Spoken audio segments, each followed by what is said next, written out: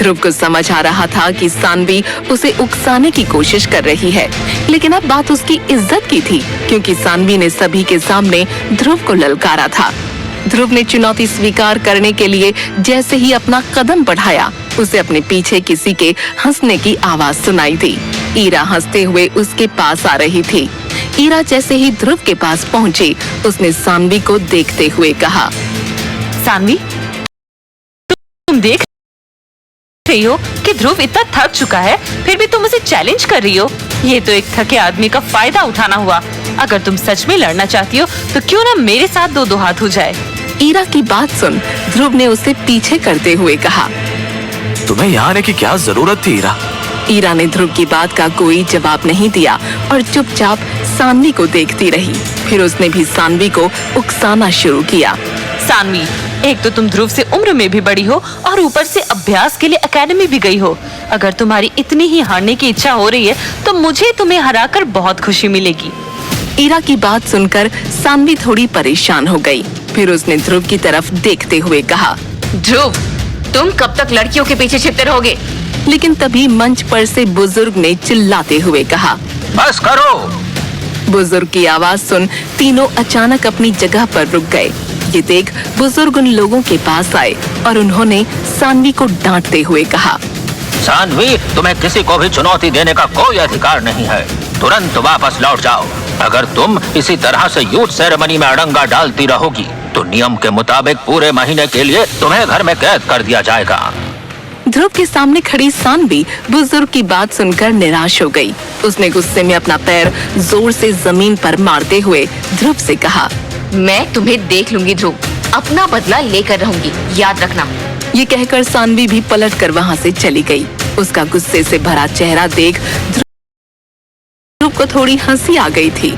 वहीं महादक्ष बुजुर्ग ने भी राहत की सांस लेते हुए मंच पर खड़े होकर चिल्लाते हुए कहा, सनी ने चुनौती के दौरान करिश्माई गोली खाकर फरेब किया है, इसलिए आज से अगले 3 महीने तक उसे घर में कैद रहना होगा और इस चुनौती का विजेता ध्रुव है। मैदान को खाली होता देख ध्रुव ने एक राहत की सांस ली। वो चुपचाप चलते हुए बाहर जाने लगा।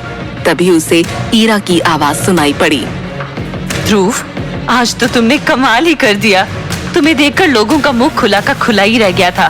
तुम तो छुपे रुस्तम निकले। इतनी अच्छी तकनीकें कहाँ से सीखी तुमने? उसके चेहरे पर मुस्कुराहट बयान कर रही थी कि वो ध्रुव की इस काबिलियत से कितनी खुश थी। तभी ध्रुव ने ईरा को जवाब देते हुए कहा, छिपाने के बारे में तुम तो कुछ ना ही कहो, मुझसे कहीं ज्यादा राज है तुम्हारे पास। ये कहते हुए ध्रुव मुस्कुरा रहा था, क्योंकि उसकी अंगूठी में बैठे विदुर ने बताया था कि ईरा कोई बड़ा राज उससे छुपा रही है और उसकी शक्तियों का राज कोई नहीं जानता, क्योंकि ईरा केवल 15 साल की उम्र में ही एकलव्य बन चुकी थी। यूथ सेरेमनी के खत्म हो जाने के बाद ध्रुव से मिलने उसके पिता अरेंद्र आए। उन्होंने देखा कि ध्रुव आराम से कमरे में सो रहा है। उन्हें पता था कि आज यूथ सेरेमनी में सनी ने कैसे उनके बेटे के साथ छल किया। अपने बेटे को इस हालत में देखकर अरेंद्र ध्रुव के पास आकर बैठ गए और उन्होंने कहा, बेटा, मैं जानता हूँ कि आज तुम्हारे साथ सनी ने धोखा किया है। ये दुनिया ऐसे धोखेबाजों से भरी हुई है। तुम्हारी माँ की मौत का राज ढूंढने की जो तुम कोशिश कर रहे हो, आज मैं तुम्हें सच बताता हूँ। अरेंद्र ने ध्रुव को याद करवाया कि इससे भी बड़ी धोखेबाजी ध्रुव और अरेंद्र के साथ अरेंद्र की ही भाई ने की थी। अरेंद्र को वो काला दिन याद आया जब शौर्य महल की गद्दी हथियाने के लिए अरेंद्र के भाई भैरवा ने एक गंदा खेल खेला था।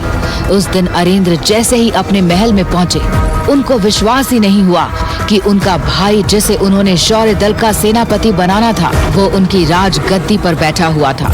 अरेंद्र ने भैरवा को देख तेज आवाज में कहा, सेनापति भैरवा, तुम्हारी हिम्मत कैसे हुई सिंहासन पर बैठने की?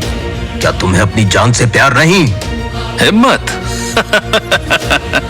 हिम्मत तो तूने की थी एक छोटा भाई होकर इस सिंहासन पर बैठने की, और इस हिम्मत को कहते हैं गलती।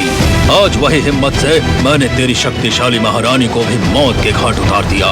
अब ये साम्राज्य भी मेरा, ये सेना और लोग भी मेरे, और ये सिंहासन भी मेरा। और अब तू राजा नहीं बल्कि अब तू है मेरा गुलाम। दरबार में मौजूद सभी सिपाही और भैरवा अरेंद्र का मजाक उड़ाते हुए हंसने लगे। अरेंद्र को यकीन नहीं हो रहा था कि उसका वफादार भैरवा उसके साथ इतना बड़ा विश्वासघात करेगा। बकवास बंद कर भैरवा। इन मुट्ठी भर सिपाहियों की दम पर कुछ भी मत बोल। महारानी माधवी कहाँ है? मेरे एक इशारे पर पल भर में तेरी गर्दन धड़ से अलग हो जाएगी। महारानी? अरे उसे तो मैं कब का मौत की नींद सुला चुका हूँ। पूरे साम्राज्य में खोज के देख लो, आखिर कहाँ है तुम्हारी महारानी? तुम्हारे जैसा आदमी महारानी की धूल बराबर भी नहीं है। जरूर तुमने धोखे से महारानी को कहीं छुपा दिया है। समझ सकता हूँ अरेंद्र, तू सदमे में है, इसलिए भरोसा नहीं कर पा रहा है कि रानी की सांसें अब थम चुकी है। भैरवा, तू चाहे जितनी साजिशें रच ले, भूल मत कि तूने ये राज सिंहासन धोखे से पाया है। सैनिकों, अभी इस इंसान को यहाँ से उठा कर ले जाओ। अरेंद्र, तुम्हारा राजपाट चला गया, फिर भी जुबान चल रही है। जब मैंने तुम्हारी शक्तिशाली महारानी को मार डाला, जिसके दम पर तुम राजा बने बैठे थे, तो अब तुम मेरा क्या ही कर लोगे? भैरवा, मेरा बेटा ध्रुव अभी जिंदा है। वो तुझको तेरे किए की सजा जरूर देगा, क्योंकि वही है इस सिंहासन का असली हकदार। अच्छा, तुम्हारा वो बेटा जो तुम दबा कर जाने कहाँ भाग गया है, वो मुझे मारेगा? वो तो एक भगोड़ा है। अरे जब तुम्हारी महारानी कुछ न कर सकी, तो तुम्हारा बेटा मेरा क्या ही कर लेगा? मेरा एहसान मानो कि अब तक तुम जिंदा हो। जाओ, जाकर अपने बचे हुए दिन कैद खाने में काटो। अगर मुझे गुस्सा दिलाया तो मैं अभी इसी वक्त तुम्हारी जान ले लूंगा। भैरवा ने दहकती हुई आंखों से अरेंद्र को देखते हुए जब चेतावनी दी तो अरेंद्र डर गया। उसने मन ही मन कहा, हे भगवान, मेरे ध्रुव की रक्षा करना। मुझे पूरी उम्मीद है कि वो जहाँ भी होगा सुरक्षित होगा। भैरवा ने अपने साथियों के साथ मिलकर विद्रोह कर दिया और खुद को शौर्य महल का राजा घोषित कर दिया। उसने राजा अरेंद्र का साथ देने वाले एक एक मंत्री और सैनिक का सर काट डाला और अफवाह फैलाती कि उसने बेहद शक्तिशाली महारानी को भी मार डाला। जब महारानी के किसी वफादार को भैरवा के विद्रोह का पता चला तो उसने सबसे पहले ध्रुव को इसकी खबर दी। राजकुमार ध्रुव, आपको जल्द से जल्द मैसेडोरिया छोड़ना होगा। शौर्य महल पर भैरवा ने विद्रोह कर कब्जा कर लिया है और एक एक इंसान का सर धड़ से अलग कर रहा है। क्या बेकार की बातें कर रहे हो? तुम होश में तो हो? मैं जानता हूँ कि आपको इस बात पर विश्वास नहीं होगा, लेकिन यही सच है। आप तो जानते हैं मैं महारानी का पुराना वफादार हूँ। उन्हें शायद पहले ही इस बात का शक था, इसीलिए महारानी ने मुझे आपके नाम ये चिट्ठी दी थी और ऐसे हालात होने पर आपको इसे देने के लिए कहा था। आप तुरंत यहाँ से निकलिए। मैसेडोरिया के बाहर पहाड़ों के पीछे जंगलों में आपको मैसेडोरिया का पुराना योद्धा मिलेगा, जो आपकी रक्षा करेगा और आपको युद्ध अभ्यास करवाएगा। लेकिन मेरी माँ और बाबा का क्या? उनकी चिंता आप मत करिए। इस वक्त आपका सुरक्षित होना सबसे ज्यादा जरूरी है, क्योंकि ओहान साम्राज्य की पूरी उम्मीद अब आप पर ही टिकी है। ना चाहते हुए भी ध्रुव को अपना शहर मैसेडोरिया छोड़ना पड़ा। उसने मन ही मन खुद से कहा, भैरवा, मैं जल्द तेरा काल बनकर लौटूंगा।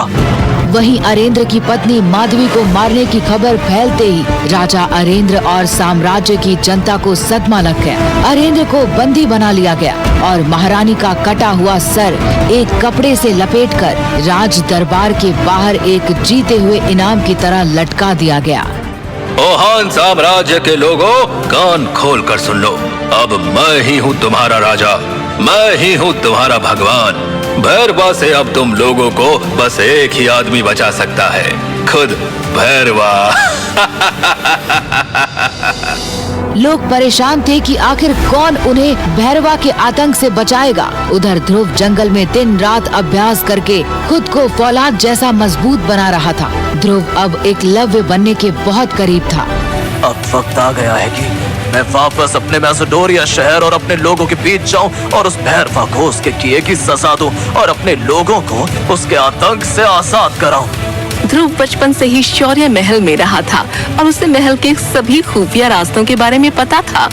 एक रात जब महल में भैरवा के जन्मदिन का जश्न मनाया जा रहा था, उसी रात ध्रुव खुफिया रास्ते से महल में दाखिल हो गया। बिस्तर पर सो रहे भैरवा को ध्रुव ने तलवार से चीर दिया।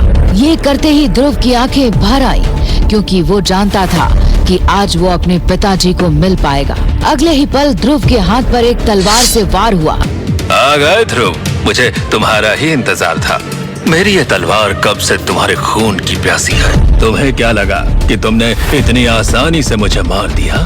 छल करने में तुझसे आगे कोई नहीं है। ये तो तुझे पता चल ही जाएगा भैरवा कि आज किसके खून की प्यास बुझेगी। कहते हुए ध्रुव ने अपनी पूरी शक्तियों को इकट्ठा करके एक आग का गोला भैरवा की ओर फेंका। भैरवा ने किसी तरह